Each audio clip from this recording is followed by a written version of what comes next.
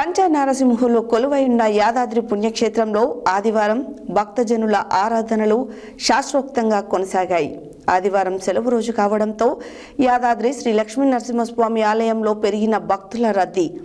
ఉదయం నుంచే తమ కుటుంబ సభ్యులతో క్యూలైన్లో భక్తులు బారులు తీరారు.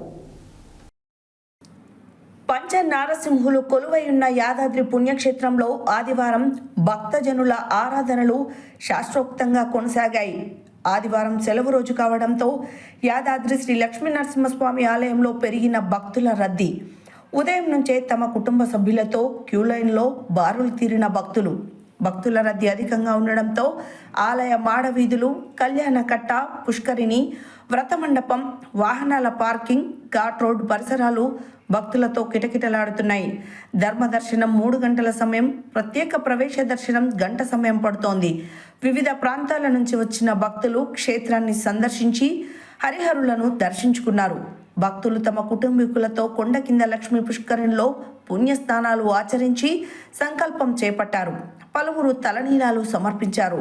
శ్రీ సత్యనారాయణ స్వామి వ్రతాలు నిర్వహించి మొక్కులు తీర్చుకున్నారు.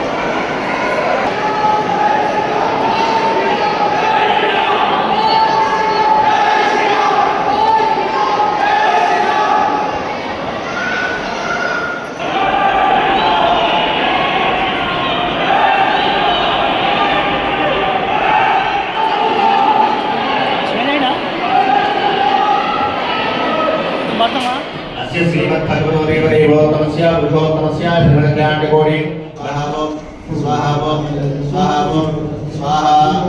स्वाध्यायाक्षवैभवशालिने नित्यवैभवदात्रेजा श्रीनृसिंहाय मङ्गलम् मंगलाशासनप्रेरणाचार्य पुरोगमय ద్వారా ఆ కళ్యాణ మండపం వద్ద కనిపించబడిన భక్తులు గమనించగలుగుతున్నారు. ప్రత్యేక దర్శనం కారణంగా ప్రత్యేక దర్శనంలో మరియు దర్శనంలో